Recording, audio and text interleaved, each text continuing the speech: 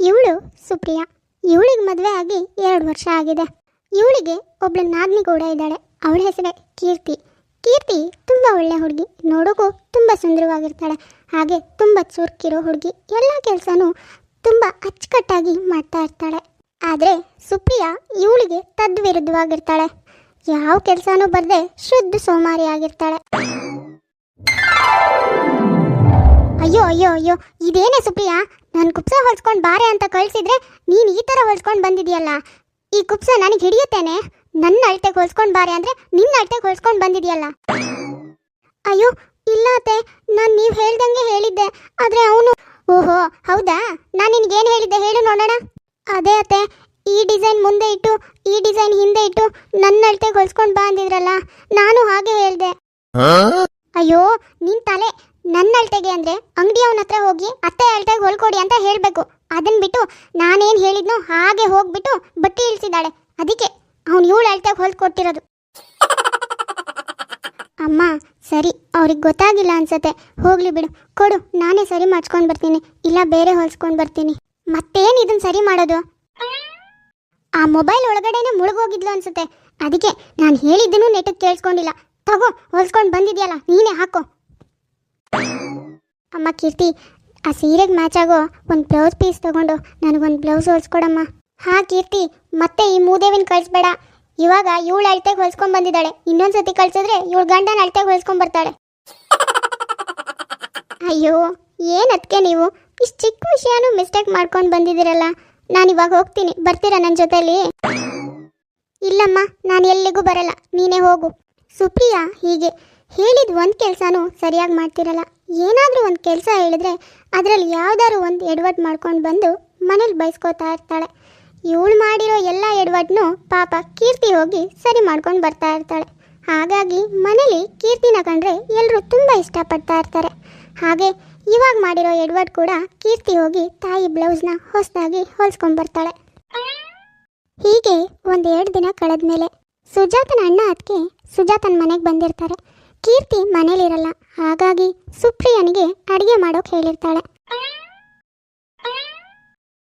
ಅಯ್ಯೋ ಇದೇನೇ ಸುಜಾತ, ನಿನ್ನ ಸೊಸೆ ಇಷ್ಟು ಕೆಡ್ದಾಗ ಅಡುಗೆ ಮಾಡಿದ್ದಾಳೆ. ದಿನ ಅದೇ ತಿಂತೀರ ಈ ಥರ ಅಡುಗೆನ? ಯಪ್ಪ. ಹೌದಮ್ಮ ಸುಜಾತ, ಈ ಥರ ಅಡುಗೆನ ನಾವೇನಾದರೂ ತಿಂದರೆ ಮುಗೀತು ಕತೆ. ನಾಳೆಯಿಂದ ಹಾಸ್ಪಿಟಲ್ಲೇ ಗತಿ. ಅಲ್ಲ 2 ವರ್ಷ ಆಯಿತು, ನಿನ್ನ ಸೊಸೆಗೆ ಒಂದು ಅಡುಗೆ ಮಾಡೋಕೆ ಬರಲ್ವೇನೆ? ಅಲ್ಲ ನೀನಾದರೂ ಹೇಳ್ಕೊಡತ್ತಾನೆ? ಅಯ್ಯೋ ಹಾಳಾದವಳು, ಅಡುಗೆ ಮಾಡೋದು ಕಲಿಯೇ ಅಂದರೆ ಕಲಿದೆ ದಿನ ನೆಪ ಹೇಳ್ತಿದ್ಲು. ಇವಾಗ ನೋಡಿದರೆ ಇಷ್ಟು ಕೆಡ್ದಾಗ ಅಡುಗೆ ಮಾಡಿ ನನ್ನ ಅಣ್ಣ ಅತ್ತಿಗೆ ಎದುರಿಗೆ ನನ್ನ ಮರ್ಯಾದೆ ತೆಗಿತಿದ್ದಾಳೆ. ಛೇ. ಅಯ್ಯೋ ಹಾಗೇನಿಲ್ಲ ಆಂಟಿ, ನಾನು ತುಂಬ ಚೆನ್ನಾಗಿ ಅಡುಗೆ ಮಾಡ್ತೀನಿ. ಸಾಕು ಸುಮ್ಮನಿರು ಸುಪ್ರಿಯಾ. ಅಲ್ಲ ನಾನು ದಿನ ಅಡುಗೆ ಮಾಡೋಳಿಗೆ ಗೊತ್ತಾಗಲ್ವಾ ಹೇಳು? ಈ ಅಡುಗೆ ಬಗ್ಗೆ ಗಂಧ ಗಾಳಿ ಗೊತ್ತಿಲ್ದಿರೋರೆ ಅಡುಗೆ ಮಾಡಿರೋದು ಅಂತ ಯಾವ ಚಿಕ್ಕ ಮಕ್ಕಳು ಕೇಳಿದ್ರು ಹೇಳ್ತಾರೆ. ಅದೇನು ಸೊಸೆ ಅಂತ ತಂದ್ಕೊಂಡಿದ್ಯಾ ಸುಜಾತ? ಮದುವೆ ಆಗಿ 2 ವರ್ಷ ಆದರೂ ಏನೂ ಬರಲ್ಲ ನಿನ್ನ ಸೊಸೆಗೆ. ನಾವೇ ಆಗಿದ್ದಕ್ಕೆ ಪರವಾಗಿಲ್ಲ, ಬೇರೆ ಯಾರಾದರೂ ಬಂದಿದ್ರೆ ಹೀಗೆ ಮಾಡಿದರೆ ಅವಾಗ ಏನು ಗತಿ? ಅಯ್ಯೋ ನಾನಾದರೂ ಏನು ಅಂತ ಹೇಳೋದಕ್ಕೆ? ಕೆಲಸ ಕಲಿಯೇ ಅಂತ ಹೇಳಿದ್ರೆ ಬರೀ ಮೊಬೈಲ್ ಹಿಡ್ಕೊಂಡು ರೀಲ್ಸ್ ನೋಡ್ತಾ ಇರ್ತಾಳೆ. ಯಾವ ಕೆಲಸ ಹಿಡಿದ್ರೂ ನೆಟ್ಟಗೆ ಮಾಡಲ್ಲ. ನಮ್ಮ ಕೀರ್ತಿನೇ ಅಡುಗೆ ಮಾಡಿದರೆ ಇಷ್ಟೊತ್ತಿಗೆ ಎಲ್ಲ ಅಡುಗೆನೂ ನಾವೇ ಖಾಲಿ ಮಾಡಿಟ್ಟಿರ್ತಿದ್ವಿ. ಛೇ, ಯಾರು ಬಾಯಲ್ಲಿ ನೋಡಿದ್ರು ಕೀರ್ತಿ ಕೀರ್ತಿ ಕೀರ್ತಿ. ಏನು ಸೀಮೆಗಿಲ್ದೇ ಇರೋದು, ಅವಳೊಬ್ಳೇ ಇವ್ರಿಗೆಲ್ಲ ಗೊತ್ತಿರೋದು. ಏನಾಯ್ತು ಇವಾಗ? ಅಡುಗೆ ತಾನೇ, ಅರ್ಧ ಗಂಟೆಲಿ ಮಾಡ್ತೀನಿ. ನೀವೆಲ್ಲ ಮಾತಾಡ್ತಾ ಆರಾಮಾಗಿ ಕುತ್ಕೊಂಡಿರಿ. ಕೀರ್ತಿ ಬೇಗ ಬೇಗ ಅಡುಗೆ ಮಾಡಿ ಎಲ್ರಿಗೂ ಊಟ ಬಡಿಸ್ತಾಳೆ. ಎಲ್ಲರೂ ಒಟ್ಟಿಗೆ ಕುತ್ಕೊಂಡು ಊಟ ಮಾಡಾದ್ಮೇಲೆ ಅಣ್ಣ ಅತ್ತಿಗೆ ಇಬ್ಬರು ಮನೆಗೆ ಹೋಗ್ತಾರೆ. ಅಷ್ಟು ಸಾರಿ ಹೇಳಿದ್ದೀನಿ ಅಡುಗೆ ಕಲಿ, ಹೆಣ್ಮಕ್ಳು ಅಂದಮೇಲೆ ಎಲ್ಲ ಕೆಲಸನೂ ಕಲ್ತಿರ್ಬೇಕು ಅಂತ. ನಾನು ಎಷ್ಟೇ ಹೇಳಿದ್ರು ನೀನು ಮಾತ್ರ ಆ ಮೊಬೈಲ್ ಹಿಡ್ಕೊಂಡು 24 ಗಂಟೆ ರೀಲ್ಸ್ ನೋಡ್ತಾನೆ ಇರ್ತೀಯ ಅಲ್ಲ? ಹೋಗಿ ನನ್ನ ಮಗಳು ಕಾಲಡಿ ನುಸಿ, ಅವಾಗಲಾದರೂ ನಿನಗೆ ಬುದ್ಧಿ ಬರುತ್ತೇನೋ. ಅದೇನು ಸೊಸೆ ಅಂತ ಬಂದಿದ್ಯೋ ಸೋಮಾರಿ. ಅಮ್ಮ ಹೋಗ್ಲಿ ಬಿಡು, ನಿಧಾನವಾಗಿ ಕಲ್ತ್ಕೋತಾರೆ, ಬಾ ನೀನು. ಛೇ, ಈ ಕೀರ್ತಿ ಈ ಮನೇಲಿ ಇರೋವರೆಗೂ ನನಗಂತೂ ನೆಮ್ಮದಿನೇ ಇಲ್ಲ. ಇವಳಿಗೊಂದು ಮದುವೆ ಆಗಲಿ, ಅವಾಗ ಗೊತ್ತಾಗುತ್ತೆ. ಇವಳಿಗೇನೋ ಇವಾಗ ತವ್ರ ಮನೇಲಿದ್ದಾಳೆ, ಅದಕ್ಕೆ ಎಲ್ಲರೂ ತಲೆ ಮೇಲೆ ಹೊತ್ಕೊಂಡು ಮೆರೆಸ್ತಾ ಇದ್ದಾರೆ. ಅದೇ ಮದುವೆ ಆಗಿ ಗಂಡನ ಮನೆಗೆ ಹೋಗಲಿ, ಎಲ್ಲರೂ ಕಾಲಲ್ಲಿ ಹಾಕಿ ತುಳಿತಾರೆ. ಅವಾಗ ಈ ಅದಕ್ಕೆ ಏನು ಅಂತ ಅರ್ಥ ಆಗುತ್ತೆ. ಇವಳಿಗೊಂದು ಮದುವೆ ಮಾಡಿ ಮೊದಲು ಈ ಮನೆಯಿಂದ ಕಳಿಸ್ಬಿಡ್ಬೇಕು. ಎಲ್ಲರೂ ಕೀರ್ತಿನ ನಾದ್ನಿನ ಹೊಗಳೋದು ಇಷ್ಟಪಡೋದು ಇದೆಲ್ಲ ನೋಡಿ ಸುಪ್ರಿಯನಿಗೆ ನಾದ್ನಿ ಮೇಲೆ ಹೊಟ್ಟೆ ಕಿಚ್ಚು ಶುರುವಾಗುತ್ತೆ.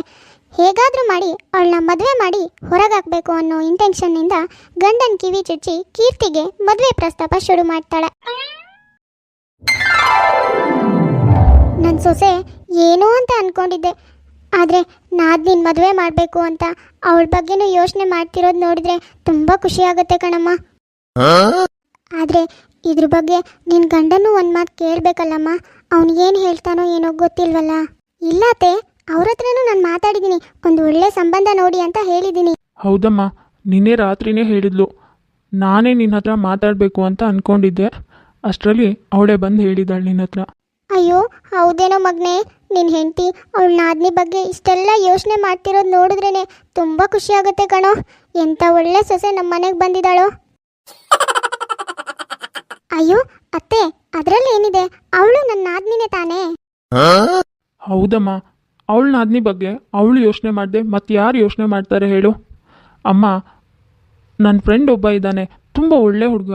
ಕೀರ್ತಿಗೆ ಅವನಿಗೆ ಹೇಳಿ ಮಾಡಿಸಿದ ಜೋಡಿ. ನಾಳೆ ಹುಡುಗಿ ನೋಡೋ ಶಾಸ್ತ್ರಕ್ಕೆ ಬರೋಕೆ ಹೇಳಿದ್ದೀನಿ. ಎಲ್ಲ ರೆಡಿ ಮಾಡ್ಕೊಳ್ಳಿ ಆಯಿತಾ? ವಾವ್, ಒಳ್ಳೇದಾಯ್ತು. ಹೇಗಾದರೂ ಮಾಡಿ ಇದೇ ಸಂಬಂಧನ ಓಕೆ ಮಾಡಬೇಕು. ನಮ್ಮ ಮನೇಲಿ ಇವ್ರ ಫ್ರೆಂಡ್ ಅಂದರೆ ಇವ್ರ ರೇಂಜಿಗೆ ಇರ್ತಾರೆ, ಇವ್ರಿಗಿಂತ ಶ್ರೀಮಂತರು ಅಂತೂ ಆಗಿರಲ್ಲ. ಹೋಗಿ ಕಷ್ಟಪಡಬೇಕು ಅಲ್ಲೂ ಇವಳು, ಅವಾಗ ಗೊತ್ತಾಗುತ್ತೆ ಇವ್ರಿಗೆಲ್ಲ. ದೇವ್ರೆ, ಹೇಗಾದರೂ ಮಾಡಿ ಮದುವೆ ಫಿಕ್ಸ್ ಆಗುವಾಗ ಮಾಡು. ಮಾರನೇ ದಿನ ಹುಡುಗನ ಮನೆಯವರು ಬರ್ತಾರೆ. ಸುಪ್ರಿಯಾ ಅಂದ್ಕೊಂಡ ಹಾಗೆ ನನ್ನ ಗಂಡನ ಫ್ರೆಂಡ್ ನಮ್ಮ ರೇಂಜಿಗೆ ಇರ್ತಾರೆ, ಈ ಹುಡುಗನ ಜೊತೆ ಮದುವೆ ಮಾಡಿಸಿದ್ರೆ ಗಂಡನ ಮನೇಲಿ ಕೀರ್ತಿ ಕೂಡ ಕಷ್ಟಪಡಬೇಕು, ಹಾಗಾಗಬೇಕು ಅಂತ ಎಲ್ಲರೂ ಒಪ್ಪಿಸಿ ಕೀರ್ತಿ ಮತ್ತು ಮನೋಜ್ಗೆ ಮದುವೆ ಮಾಡಿಸ್ತಾಳೆ. ಮದುವೆ ಆಗಿ ಒಂದು ಸ್ವಲ್ಪ ದಿನ ಆದಮೇಲೆ ಸುಜಾತ ಮಗಳನ್ನ ನೋಡ್ಕೊಂಬರೋಕೆ ಅಂತ ಮಗಳ ಮನೆಗೆ ಹೊರಟಿರ್ತಾಳೆ. ಕೀರ್ತಿ ಗಂಡನ ಮನೇಲಿ ಹೇಗಿದ್ದಾಳೆ ಅಂತ ತಿಳ್ಕೊಳ್ಳೋಕ್ಕೋಸ್ಕರ ಸುಪ್ರಿಯಾ ಕೂಡ ಅತ್ತೆ ಹತ್ರ ಪೂಜೆ ಹೊಡೆದು ಅತ್ತೆ ಜೊತೆಗೆ ಬರ್ತಾಳೆ. ಓ ಬೀಗ್ರೆ, ಬನ್ನಿ ಬನ್ನಿ, ನೀವು ಬರೋದು ಗೊತ್ತೇ ಆಗಿಲ್ಲ ನೋಡಿ, ಬನ್ನಿ ಕುತ್ಕೊಳ್ಳಿ. ಅಮ್ಮ ಕೀರ್ತಿ, ಯಾರು ಬಂದಿದ್ದಾರೆ ನೋಡಿಲ್ಲಿ. ನಾವು ಹೇಳ್ದೆ ಕೇಳ್ದೇನೆ ಹಾಗೆ ಬಂದ್ಬಿಟ್ವಿ. ನಮ್ಮ ಮಗಳು ಹೊಂದ್ಕೊಂಡು ಹೋಗ್ತಿದ್ದಾಳ ಬೀಗ್ರೆ ನಿಮ್ಮ ಜೊತೆ. ಅಯ್ಯೋ ಬೀಗ್ರೆ, ನಿಮ್ಮ ಮಗಳು ಅಪ್ರಂಜಿ. ನಮ್ಮನ್ನ, ನಮ್ಮ ಮನೇನ ಎಷ್ಟು ಚೆನ್ನಾಗಿ ನೋಡ್ಕೊಳ್ತಿದ್ದಾಳೆ ಅಂತ ಬಾಯಲ್ಲಿ ಹೇಳೋಕ್ಕಾಗಲ್ಲ. ಅವಳು ಒಂದು ಕ್ಷಣ ಕಾಣಿಸಿಲ್ಲ ಅಂದರೆ ನಮಗಂತೂ ತಲೆನೇ ಓಡಲ್ಲ. ಅವಳು ಸಿಗೋವರೆಗೂ ನಮಗೆ ಸಮಾಧಾನನೇ ಇಲ್ಲ. ಛೇ, ಏನು ನಮ್ಮ ರೇಂಜ್ ಅಂತ ಮದುವೆ ಮಾಡಿದೆ ಹೇಗೋ ಒಪ್ಪಿಸಿ. ಆದರೆ ಇವ್ರು ನೋಡಿದರೆ ಇಷ್ಟೊಂದು ಚೆನ್ನಾಗಿದ್ದಾರೆ, ಅದು ನಮಗಿಂತ.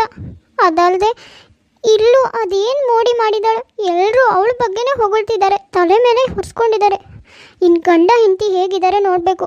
ಅವರಿಬ್ಬರು ಸ್ವಲ್ಪ ಬೇರೆ ಬೇರೆ ಆಗಿದ್ರೆ ಪರವಾಗಿರಲಿಲ್ಲ, ನನಗಾದರೂ ಖುಷಿ ಆಗ್ತಿತ್ತು. ಕೀರ್ತಿನ ಕರೆದೆ, ಯಾಕೋ ಕೇಳಿಸಿಲ್ಲ ಅನ್ಸುತ್ತೆ ಅವಳಿಗೆ. ಇರಿ, ನಾನೇ ಹೋಗಿ ಕರ್ಕೊಂಬರ್ತೀನಿ. ಅಯ್ಯೋ ಪರವಾಗಿಲ್ಲ ಆಂಟಿ, ನಾನೇ ಹೋಗಿ ಕರ್ಕೊಂಬರ್ತೀನಿ ಬಿಡಿ. ಅವರಿಬ್ರು ಗಂಡ ಹೆಂಡತಿ ಸಂಬಂಧ ಹೇಗಿದೆ ಅಂತ ನಾನು ಮೊದಲು ತಿಳ್ಕೋಬೇಕು, ಆಮೇಲೆ ಹೇಗಾದರೂ ಹಾಳು ಮಾಡ್ಬೋದು. ಕೀರ್ತಿ, ನೀನು ಒಂದು ಕ್ಷಣ ನನ್ನ ಕಣ್ಣೆದ್ರಿಗಿಲ್ಲ ಅಂದರೂ ನನಗೆ ತಡ್ಕೊಳಕ್ಕಾಗಲ್ಲ ಕಣೆ. ನಿನ್ನ ತುಂಬ ಮಿಸ್ ಮಾಡ್ಕೊಂಡ್ಬಿಡ್ತೀನಿ. I love you baby. ಎಲ್ಲಾದರೂ ಹೊರಗಡೆ ಹೋಗಿ ಬರೋಣವಾ, ನಾವಿಬ್ಬರೇ ಪ್ರೈವಸಿ. ನೀನು ನನ್ನ ಲೈಫಲ್ಲಿ ಸಿಕ್ಕಿರೋ ತುಂಬ ಸ್ಪೆಷಲ್ ಗಿಫ್ಟ್ ಕಣೆ. I never miss you. I love you. ಛೇ, ನನ್ನ ಗಂಡ ಒಂದು ದಿನ ನನಗೆ ಹೀಗೆಲ್ಲ ಹೇಳೇ ಗೊತ್ತಿಲ್ಲ. ಆದರೆ ಇವಳು ಏನು ಮೋಡಿ ಮಾಡ್ತಾಳೋ ಏನೋ. ಅಲ್ಲಿ ನೋಡಿದರೆ ತಾಯಿ ಮಗ ಇಬ್ಬರು ಇವಳು ಹಿಂದೆನೇ ಇರ್ತಾಯಿದ್ರು, ಇಲ್ಲಿ ನೋಡಿದ್ರು ಅಷ್ಟೇ, ತಾಯಿ ಮಗ ಇಬ್ಬರು ಇವಳು ಹಿಂದೆನೇ ಇದ್ದಾಳೆ. ಅದು ಏನು ಮೋಡಿ ಮಾಡ್ತಾಳೋ ಏನೋ. ಏನೋ ಪ್ಲ್ಯಾನ್ ಮಾಡಿ ಇವಳನ್ನ ಮದುವೆ ಮಾಡಿ ಕಳಿಸಿದ್ರೆ ಇವಳು ಇಲ್ಲೂ ಎಲ್ಲರನ್ನೂ ಮರಳು ಮಾಡಿಕೊಂಡು ಹಾಳಾದವಳು. ಹೇಗಾದರೂ ಮಾಡಿ ಇವರಿಬ್ಬರು ಗಂಡ ಹೆಂಡತಿ ಮಧ್ಯೆ ಬೆಂಕಿ ಹಚ್ಚಬೇಕು. ಮನೆಯವರೆಲ್ಲರೂ ತಲೆ ಮೇಲೆ ಇಟ್ಕೊಂಡು ಮೆರೆಸ್ತಾ ಇದ್ದಾರಲ್ಲ, ಹೇಗಾದರೂ ಮಾಡಿ ಇವಳನ್ನ ಕಾಲು ಕಸ ಮಾಡಬೇಕು. ಅಲ್ಲಿವರೆಗೂ ನಾನು ಇಲ್ಲಿಂದ ಹೋಗಲೇಬಾರ್ದು. ಸುಜಾತ ಮಗಳ ಜೊತೆ ಮಾತಾಡಿಕೊಂಡು ಇನ್ನೇನು ಮನೆಗೆ ಹೋಗೋಣ ಅಂತ ಹೊರಡ್ತಾಳೆ. ಅಮ್ಮ ಸುಪ್ರಿಯಾ, ಇವಾಗಲೇ ಬಂದು ತುಂಬ ಟೈಮ್ ಆಯಿತು. ಮನೇಲೇನು ನಿನ್ನ ಗಂಡ ಕಾಯ್ತಾ ಇದ್ದಾನೆ ಅನಿಸುತ್ತೆ, ಮನೆಗೆ ಹೋಗೋಣ. ಅದು ಅತ್ತೆ, ಕೀರ್ತಿ ಪಾಪ ಮದುವೆ ಆಗಿ ಗಂಡನ ಮನೆಗೆ ಬಂದಮೇಲೆ ತವ್ರ ಮನೆಯವರು ಅಂತ ನಾವು ಯಾರೂ ಬಂದಿಲ್ಲ. ಪಾಪ ಅವಳಿಗೂ ತುಂಬ ಬೇಜಾರಾಗಿರುತ್ತೆ. ನಾನು ಒಂದು ಸ್ವಲ್ಪ ದಿನ ಇದ್ದು ಕೀರ್ತಿ ಜೊತೆ ಇದ್ಬಿಟ್ಟು ಬರಲಾ? ನೀನು ಹೇಳೋದು ನಿಜ, ಆದರೆ ಮನೇಲಿ ನಿನ್ನ ಗಂಡ ಏನು ಹೇಳ್ತಾನೋ ಏನೋ. ಹೌದು ಬೀಗ್ರೆ, ಸುಪ್ರಿಯಾ ಹೇಳೋದು ಸರಿ. ಸುಪ್ಪಿ ಒಂದು ಸ್ವಲ್ಪ ದಿನ ಇದ್ದು ಬರ್ತಾಳೆ, ನೀವು ಇವತ್ತು ಹೋಗಿರಿ. ಪಾಪ ಕೀರ್ತಿಗೂ ತುಂಬ ಬೇಜಾರಾಗಿರುತ್ತೆ. ಅದಕ್ಕೆ ನಾದನ್ನೇ ಸ್ವಲ್ಪ ದಿನ ಒಟ್ಟಿಗಿದ್ರೆ ಅವರಿಗೂ ಸಮಾಧಾನ ಆಗತ್ತೆ. ಏನಂತೀರಾ? ಹೌದು ಅತ್ತೆ, ಪಾಪ ಕೀರ್ತಿ ನಮ್ಮ ಮನೆಗೆ ಬಂದಾಗಿಂದ ನೀವು ಯಾರೂ ಬಂದೇ ಇಲ್ಲ, ಬಂದರೂ ಯಾರೂ ಇರ್ತಾನೂ ಇಲ್ಲ, ಹಾಗೆ ಹೋಗ್ತಿದ್ದೀರಾ. ಪಾಪ ಅವಳಿಗೂ ತವ್ರ ಮನೆ ನೆನಪಾಗ್ತಿರತ್ತೆ ಅಲ್ವಾ. ಸ್ವಲ್ಪ ದಿನ ಇದ್ದು ಹೋಗಲಿ, ನೀವು ಅವ್ರನ್ನ ಬಿಟ್ಟು ಹೋಗಿ ಇಲ್ಲೇ. ನನ್ನ ಕೆಲಸ ಆಗೋಕೆ ಈ ಮನೇಲಿ ಎಲ್ಲರೂ ನನಗೆ ಸಪೋರ್ಟ್ ಮಾಡ್ತಿದ್ದಾರೆ. ವಾವ್, ಇದನ್ನು ಚೆನ್ನಾಗಿ ಯೂಸ್ ಮಾಡಿಕೊಂಡು ಆದಷ್ಟು ಬೇಗ ಕೀರ್ತಿ ಸಂಸಾರ ಹಾಳು ಮಾಡಿಬಿಡ್ಬೇಕು. ಸರಿಯಾಗಿ ಉಳಿ ಇಡ್ತೀನಿ. ಸರಿ ಬಿಗ್ರೆ, ನೀವೆಲ್ಲರೂ ಇಷ್ಟು ಹೇಳ್ತಿದ್ದೀರಾ ಅಂದರೆ ನಾನೇನು ಹೇಳಲ್ಲ. ಸುಪ್ಪಿನ ಇಲ್ಲೇ ಬಿಟ್ಟು ಹೋಗ್ತೀನಿ. ಸರಿ, ನಾನಿನ್ನು ಹೊರಡ್ತೀನಿ ಬಿಗ್ರೆ, ಟೈಮ್ ಆಯಿತು. ಅಂತೂ ಸುಪ್ರಿಯಾ ಪ್ಲ್ಯಾನ್ ಮಾಡಿಕೊಂಡು ಅತ್ತೆ ಹತ್ರ ಏನೇನೋ ಪೂಸಿ ಹೊಡೆದು ಕೀರ್ತಿ ಮನೇಲೇ ಉಳ್ಕೊಳ್ತಾಳೆ. ಮಾರನೇ ದಿನ ಬೆಳಗ್ಗೆ ಮನೋಜ್ ತನ್ನ ಹೆಂಡತಿ ಹತ್ರ ಒಂದು ಆಫೀಸ್ ಫೈಲ್ ಕೊಟ್ಟಿರ್ತಾನೆ. ಆದರೆ ಆ ಫೈಲ್ನ ಸುಪ್ರಿಯಾ ಸುಟ್ಟಾಕ್ಬಿಟ್ಟಿರ್ತಾಳೆ. ಕೀರ್ತಿ, ನಿನ್ನೆ ರಾತ್ರಿ ಒಂದು ಫೈಲ್ ಕೊಟ್ಟಿದ್ದೆ ತಾನೇ, ಆದರೆ ಇವಾಗ ನೋಡಿದರೆ ಆ ಫೈಲ್ ಸುಟ್ಟೋಗಿದೆ. ಅದು ಆಫೀಸ್ ಫೈಲ್, ಹುಷಾರಾಗಿಡು ಅಂತ ಅಷ್ಟೇ ಅಲ್ಲದೆ ಹೇಳಿದ್ದೆ ತಾನೇ, ಆದರೂ ಆ ಫೈಲ್ನ ಜೋಪಾನ ಮಾಡೋಕ್ಕಾಗಿಲ್ವಾ ನಿನಗೆ? ಅಯ್ಯೋ ಇಲ್ಲ ರೀ, ನಾನು ಅದನ್ನು ತುಂಬ ಜೋಪಾನ ಮಾಡಿ ಇಟ್ಟಿದ್ದೆ. ಆದರೆ ಹೇಗೆ ಸುಟ್ಟೋಯ್ತು ನನಗೆ ನಿಜವಾಗ್ಲೂ ಗೊತ್ತಾಗ್ತಿಲ್ಲ ರೀ. ನಾನು ನಿಜ ಹೇಳ್ತಾ ಇದ್ದೀನಿ. ಏನು ಹೇಳ್ತಿದ್ಯಾ ಕೀರ್ತಿ ನೀನು? ನಿನ್ನ ರೂಮಿಗೆ ಯಾರು ಬರ್ತಾರೆ? ನೀನು ನಿನ್ನ ಗಂಡ ಬಿಟ್ಟರೆ ಮತ್ತೆ ಯಾರೂ ಬರಲ್ಲ. ಹಾಗಿದ್ಮೇಲೆ ನಿನ್ನ ಕಪಾಟ್ನಲ್ಲಿರೋ ಆಫೀಸ್ ಫೈಲ್ನ ಯಾರು ಮುಟ್ತಾರೆ ಹೇಳು? ಅಷ್ಟಕ್ಕೂ ಅದನ್ನು ಯಾಕೆ ಸುಡ್ತಾರೆ ಬೇರೆ ಯಾರಾದರೂ ಆಗಲಿ? ಅಯ್ಯೋ, ನನಗೂ ಅದೇ ಗೊತ್ತಾಗ್ತಿಲ್ಲ ಅತ್ತೆ. ನಾನು ಜೋಪಾನ ಮಾಡಿ ರಾತ್ರಿನೇ ಎತ್ತಿಟ್ಟಿದ್ದೆ. ಆದರೆ ಇದು ಹೆಂಗೆ ಹೀಗಾಯ್ತು ನನಗೆ ನಿಜವಾಗ್ಲೂ ಗೊತ್ತಿಲ್ಲ ಅತ್ತೆ. ನಾನು ನಿಜಾನೇ ಹೇಳ್ತಾ ಇದ್ದೀನಿ. ಸಾಕು ಸುಮ್ಮನಿರು ಕೀರ್ತಿ. ಏನೋ ರೆಸ್ಪಾನ್ಸಿಬಿಲಿಟಿ ಇರೋಳು ಅಂತ ನಿನ್ನ ಹತ್ರ ಕೊಟ್ಟರೆ ನೀನು ನೋಡಿದ್ರೆ ಇವಾಗ ಹೀಗೆ ಮಾಡಿಟ್ಟಿದ್ಯಾ. ಆಫೀಸ್ನಲ್ಲಿ ನಾನು ಏನು ಅಂತ ಉತ್ತರ ಕೊಡಲಿ? ಅಷ್ಟಕ್ಕೂ ನಮ್ಮ ಕಬೋರ್ಡ್ನಲ್ಲಿರೋ ಫೈಲ್ನ ಯಾಕೆ ಮುಟ್ತಾರೆ? ಸುಮ್ಮನೆ ಸುಳ್ಳು ಹೇಳ್ಬೇಡ.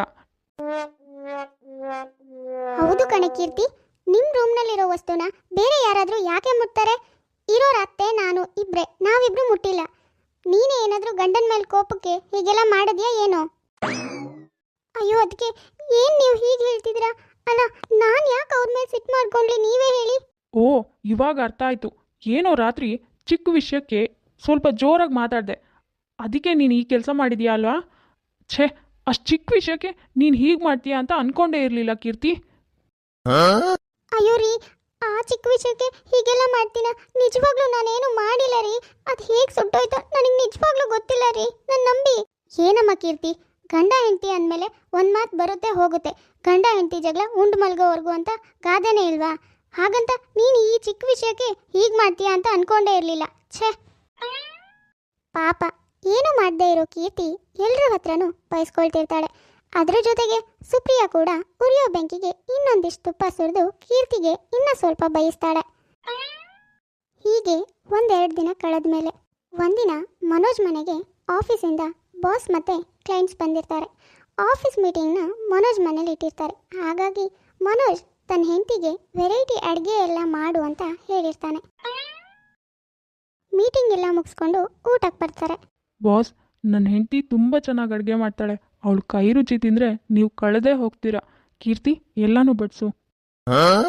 ಹೌದಮ್ಮ ಕೀರ್ತಿ, ಮನೋಜ್ ಯಾವಾಗಲೂ ನಿಮ್ಮ ಬಗ್ಗೆನೇ ಹೇಳ್ತಾ ಇರ್ತಾನೆ. ನನ್ನ ಹೆಂಡತಿ ಅಷ್ಟು ಚೆನ್ನಾಗಿ ಅಡುಗೆ ಮಾಡ್ತಾಳೆ, ನನ್ನ ಹೆಂಡತಿ ಇಷ್ಟು ಚೆನ್ನಾಗಿ ಅಡುಗೆ ಮಾಡ್ತಾಳೆ ಅಂತ. ಅದಕ್ಕೆ ಇವತ್ತು ನಿಮ್ಮ ಮನೇಲೇ ಮೀಟಿಂಗ್ ಫಿಕ್ಸ್ ಮಾಡಿದ್ದೀವಿ, ನಿಮ್ಮ ಅಡುಗೆಯಿಂದ ಕ್ಲೈಂಟ್ ಇಂಪ್ರೆಸ್ ಆಗಲಿ ಅಂತ. ಹೌದು ಕೀರ್ತಿ, ಇಲ್ಲಿ ಮೀಟಿಂಗ್ ಮಾಡೋಣ ಅಂತ ನಾನೇ ಪ್ಲ್ಯಾನ್ ಮಾಡಿದ್ದು. ಬೇಗ ಬೇಗ ಊಟ ಬಡಿಸು. ಇದೇನು ಮನೋಜ್, ನಿಮ್ಮ ಹೆಂಡತಿ ತುಂಬ ಚೆನ್ನಾಗಿ ಅಡುಗೆ ಮಾಡ್ತಾರೆ ಅಂತ ಹೇಳ್ತಾ ಇದ್ರಿ, ಆದರೆ ಇಷ್ಟೊಂದು ಕೆಟ್ಟದಾಗಿ ಅಡುಗೆ ಮಾಡಿದ್ದಾರೆ. ನೋಡಿ ಮೋಹನ್, ಏನೋ ನಿಮ್ಮ ಕಂಪ್ನಿ ರೆಪ್ಯುಟೇಷನ್ ಚೆನ್ನಾಗಿದೆ ಅಂತ ನಾನು ಪಾರ್ಟ್ನರ್ ಆಗಬೇಕು ಅಂತ ಅಮೇರಿಕಾದಿಂದ ಬಂದಿದ್ದೀನಿ, ಆದರೆ ನೀವು ಒಂದು ಲಂಚ್ ಕೂಡ ಚೆನ್ನಾಗಿ ಮಾಡಿಸಿಲ್ಲ. ಛೇ, ನೋಡಿ ಮೋಹನ್, ನಾನು ಮಾತ್ರ ನಿಮ್ಮ ಕಂಪ್ನಿಗೆ ಪಾರ್ಟ್ನರ್ ಆಗಲ್ಲ. So good bye. ಏನ್ರಿ ಮನೋಜ್, ನಿಮ್ಮಿಂದ ನನ್ನ ಕಂಪ್ನಿಗೆ ಬಂದಿರೋ ಪಾರ್ಟ್ನರ್ ಬೇಡ ಅಂತ ಹೋದರು. ಎಷ್ಟೋ ಪ್ರಾಫಿಟ್, ಕೋಟಿ ಬರೋ ಪ್ರಾಜೆಕ್ಟ್ ನಿಮ್ಮಿಂದ ಕೈತಪ್ಪೋಯ್ತು. ಒಂದು ನೆಟ್ಟಿಗೆ ಅಡುಗೆ ಮಾಡ್ಸೋಕೆ ಬಂದಿಲ್ಲ ಅಂದಮೇಲೆ ಯಾಕ್ರಿ ಇಲ್ಲಿ ಮೀಟಿಂಗ್ ಅರೇಂಜ್ ಮಾಡಿದ್ರಿ? ಛೇ, ನಿಮ್ಮಿಂದ ನನ್ನ ಕಂಪ್ನಿ ಲಾಸ್ನಲ್ಲಿದೆ. ಈಗ ನಿಮ್ಮನ್ನು ನಾಳೆ ಆಫೀಸಲ್ಲಿ ವಿಚಾರಿಸ್ಕೋತೀನಿ. ಸರ್, ಒಂದು ನಿಮಿಷ ನಿಂತ್ಕೊಳ್ಳಿ, ನನ್ನ ಮಾತು ಕೇಳಿ ಸರ್, ನಾನು ಎಕ್ಸ್ಪ್ಲೇನ್ ಮಾಡ್ತೀನಿ. ಕೀರ್ತಿ, ನಾನು ನಿನ್ನೆ ನೈಟೇ ನಿನಗೆ ಹೇಳಿದ್ನಲ್ವಾ, ನಮ್ಮ ಬಾಸ್ ಮನೆಗೆ ಬರ್ತಾರೆ, ಮನೇಲಿ ಮೀಟಿಂಗ್ ಇದೆ ಅಂತ. ಅಷ್ಟೆಲ್ಲ ಹೇಳಿದ್ರು ನೀನಿವತ್ತು ಇಷ್ಟು ಕೆಟ್ಟದಾಗಿ ಅಡುಗೆ ಮಾಡಿದ್ಯಾ. ಛೇ, ನಿನ್ನಿಂದ ನನ್ನ ಕೆಲಸನೇ ಹೋಗೋ ಹಾಗಿದೆ. ಅಯ್ಯೋ ರೀ, ನಾನು ಚೆನ್ನಾಗಿ ಅಡುಗೆ ಮಾಡಿದ್ದೆ, ಆದರೆ ಹೇಗೆ ಅಡುಗೆ ಹಾಳಾಯಿತು ನನಗೆ ಗೊತ್ತಿಲ್ಲ. ನಾನು ನಿಜಾನೇ ಹೇಳ್ತಿದ್ದೀನಿ, ನಾನು ಟೇಸ್ಟ್ ನೋಡಿದಾಗ ಅಡುಗೆ ಚೆನ್ನಾಗೇ ಇತ್ತು ರೀ. ಸಾಕು, ಬಾಯಿ ಮುಚ್ಚು ಕೀರ್ತಿ. ಬೇಕು ಬೇಕು ಅಂತಾನೆ ಮೊನ್ನೆ ಆಫೀಸ್ ಫೈಲ್ನ ಸುಟ್ಟಾಕ್ದೆ, ಇವತ್ತು ನೋಡಿದ್ರೆ ಬೇಕು ಬೇಕು ಅಂತಾನೆ ಅಡುಗೆ ಎಲ್ಲ ಹಾಳು ಮಾಡಿ ನನ್ನ ಮಗನ ಬಾಸ್ ಎದುರಿಗೆ ಅವಮಾನ ಮಾಡ್ತಿದ್ಯಾ. ಛೇ, ನೀನು ಇಂಥ ಹುಡುಗಿ ಅಂದ್ಕೊಂಡಿರಲಿಲ್ಲ ಕಣೆ. ಇಲ್ಲ ಅತ್ತೆ, ನಾನು ಚೆನ್ನಾಗಿ ಅಡುಗೆ ಮಾಡಿದ್ದೆ, ನಿಜಾನೇ ಹೇಳ್ತಾ ಇದ್ದೀನಿ, ನನ್ನ ಮಾತು ನಂಬಿ. ಅಂದರೆ ನಿನ್ನ ಮಾತಿನ ಅರ್ಥ ಏನು? ನೀನು ಮಾಡಿಟ್ಟಿರೋ ಅಡುಗೆನ ನಾವೇ ಯಾರೋ ಹಾಳು ಮಾಡಿದ್ದೀವಿ ಬಂದು ಅಂತನಾ? ಅಯ್ಯೋ ರೀ, ನಾನು ಹಾಗೆ ಹೇಳಲಿಲ್ಲ ರೀ. ಸಾಕು ಬಾಯಿ ಮುಚ್ಚು. ನೋಡು ಕೀರ್ತಿ, ಸುಳ್ಳು ಹೇಳಿದ್ರು ನಂಬೋ ಅಂತ ಸುಳ್ಳು ಹೇಳಬೇಕು. ಅದು ಬಿಟ್ಟು ಹೀಗೆಲ್ಲ ಚೀಪಾಗಿ ಛೇ, ನಿನ್ನ ಹತ್ರ ಮಾತಾಡೋದೇ ವೇಸ್ಟು. ಸಾಕು, ಸುಮ್ಮನೆ ಇರಿ. ಏನು ತಾಯಿ ಮಗ ಇಬ್ರು ನನ್ನ ನಾದ್ನಿನೇ ತಪ್ಪು ಮಾಡಿರೋ ಹಾಗೆ ಮಾತಾಡ್ತಿದ್ದೀರಲ್ಲ. ಅವಳು ಎಷ್ಟು ಚೆನ್ನಾಗಿ ಅಡುಗೆ ಮಾಡ್ತಿದ್ಲು ಅಂತ ನನಗೆ ಗೊತ್ತು, ನಿಮ್ಗೇನು ಗೊತ್ತು? ನೋಡಿ, ನೀವಿಬ್ರು ಬಾಯಿಗೆ ಬಂದಾಗೆಲ್ಲ ಮಾತಾಡಬೇಡಿ. ಅವಳಿಗೂ ಹೇಳೋರು ಕೇಳೋರು ಅಂತ ನಾವು ಇದ್ದೀವಿ. ನೀವು ಹೀಗೆಲ್ಲ ಮಾತಾಡಿದ್ರೆ ಒಂದು ಕ್ಷಣನೂ ಅವಳನ್ನ ಇಲ್ಲಿ ಬಿಡಲ್ಲ, ಹಾಗೆ ನನ್ನ ಮನೆಗೆ ಕರ್ಕೊಂಡು ಹೋಗ್ತೀನಿ. ಅಯ್ಯೋ ಅದಕ್ಕೆ ಏನು ಮಾತಾಡ್ತಾ ಇದ್ರ? ಇಷ್ಟು ಚಿಕ್ಕ ವಿಷಯಕ್ಕೆ ಮನೆಗೆ ಹೋಗೋದಾ? ಅಯ್ಯೋ ಏನಾಗಿದೆ ನಿಮಗೆ? ನೋಡು ಕೀರ್ತಿ, ಇದೆಲ್ಲ ನಿನಗೆ ಗೊತ್ತಾಗಲ್ಲ. ಇವರು ಬಾಯಿಗೆ ಬಂದಾಗೆಲ್ಲ ಮಾತಾಡ್ತಿದ್ದಾರೆ, ಅದನ್ನೆಲ್ಲ ಕೇಳಿಸ್ಕೊಂಡು ಬಿದ್ದರಕ್ಕೆ ನಿನ್ಗೇನು ಮನೆ ಇಲ್ವಾ, ಗತಿ ಇಲ್ವಾ? ನಾವೆಲ್ಲ ನೀನು ಸುಮ್ಮನೆ ಇರು, ನಾನು ಮಾತಾಡ್ತೀನಿ. ಯಾರು ಬೇಡ ಅಂದ್ರು? ಇವಾಗಲೇ ಕರ್ಕೊಂಡೋಗು ನಿನ್ನ ಆದ್ನಿನ, ನೀನು ಯಾರು ತಡೆಯಲ್ಲ. ನೋಡಿದ್ಯಾ ಹೇಗೆ ಮಾತಾಡ್ತಿದ್ದಾರೆ? ಇಂಥವ್ರ ಜೊತೆ ನೀನು ಒಂದು ಕ್ಷಣನೂ ಇರೋದು ಬೇಡ. ನಡಿ ಕೀರ್ತಿ, ನಾವು ಇವಾಗಲೇ ಮನೆಗೆ ಹೋಗೋಣ. ನಡಿ, ನೀನು ಮೊದಲು ನಡಿ, ಏನು ಮಾತಾಡಬೇಡ. ಅಬ್ಬಾ, ಇವತ್ತು ಇವಳು ಮಾಡಿದ ಅಡುಗೆನ ಹಾಳು ಮಾಡಿ ನಾನು ಒಳ್ಳೆ ಕೆಲಸ ಮಾಡಿದ್ದೀನಿ. ಇವಳನ್ನ ಇಲ್ಲಿಂದ ಮನೆ ಕರ್ಕೊಂಡೋದ್ರೆ ಮನೆ ಕೆಲ್ಸಕ್ಕೆ ಜನನಾರು ಆಗ್ತಾರೆ. ಏನೋ ಇಲ್ಲಿ ಬಂದು ಕಷ್ಟಪಡ್ತಾಳೆ ಅಂದರೆ ರಾಣಿ ಥರ ಸುಖವಾಗಿದ್ದಾಳೆ. ನಮ್ಮನೇನೆ ಕರೆಕ್ಟು, ನಾನು ಆರಾಮಾಗಿರ್ಬೋದು ಎಷ್ಟೇ ಹೇಳ್ಕೊಂಡ್ರು. ಸುಪ್ರಿಯಾ ಅಂದ್ಕೊಂಡ ಹಾಗೆ ಕೀರ್ತಿ ಸಂಸಾರದಲ್ಲಿ ಜಗಳ ತಂದಿಟ್ಟು ಕೀರ್ತಿನ ತವ್ರ ಮನೆಗೆ ಕರ್ಕೊಂಡು ಹೋಗ್ತಾಳೆ. ಸುಜಾತ ಕೂಡ ಏನೋ ಮಗಳು ಚಿಕ್ಕ ಪುಟ್ಟ ವಿಷಯಕ್ಕೆ ಗಂಡನ ಹತ್ರ ಜಗಳ ಮಾಡ್ಕೊಂಡಿದ್ದಾಳೆ. ಇಲ್ಲಿ ಸ್ವಲ್ಪ ದಿನ ಇದ್ರೆ ಎಲ್ಲಾನು ಸರಿಯಾಗತ್ತೆ, ಆಮೇಲೆ ಮನೆಗೆ ಹೋಗ್ತಾಳೆ ಅನ್ಕೊಂಡು ಮಗಳನ್ನೇನು ಕೇಳದೆ ಸುಮ್ಮನೆ ಆಗ್ತಾಳೆ.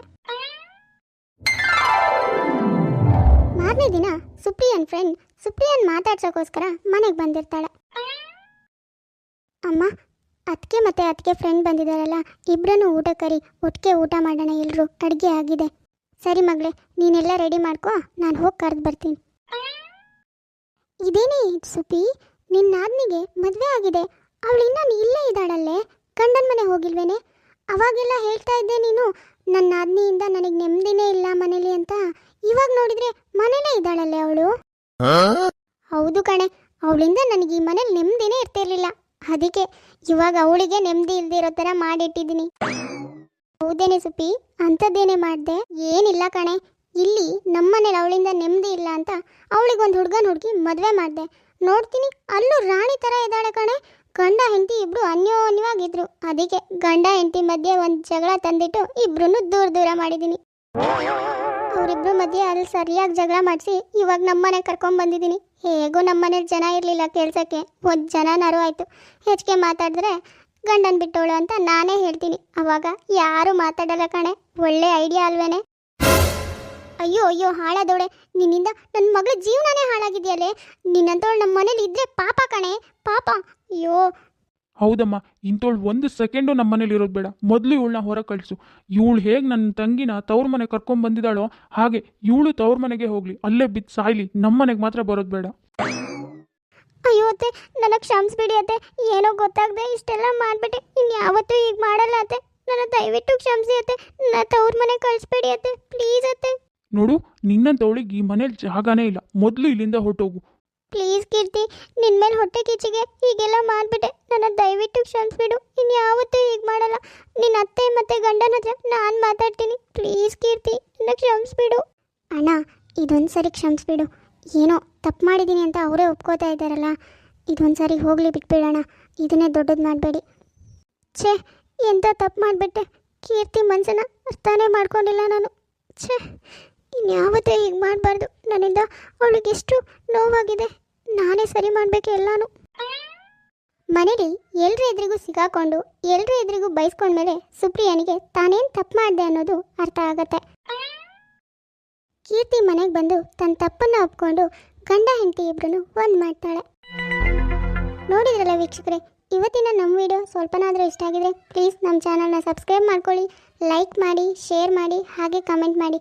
ತುಂಬ ಜನ ಹಾಗೆ ವಿಡಿಯೋಸ್ ನೋಡ್ತಾ ಇದ್ದೀರಾ. ಯಾರ್ಯಾರು ಸಬ್ಸ್ಕ್ರೈಬ್ ಮಾಡ್ಕೊಂಡಿಲ್ವೋ ದಯವಿಟ್ಟು ಸಬ್ಸ್ಕ್ರೈಬ್ ಮಾಡ್ಕೊಳ್ಳಿ. ಸರಿ ವೀಕ್ಷಕರೇ, ನಾನಿನ್ನ ಹೊರಡ್ತೀನಿ. ನೆಕ್ಸ್ಟ್ ವಿಡಿಯೋದಲ್ಲಿ ಮತ್ತೆ ಸಿಗೋಣ.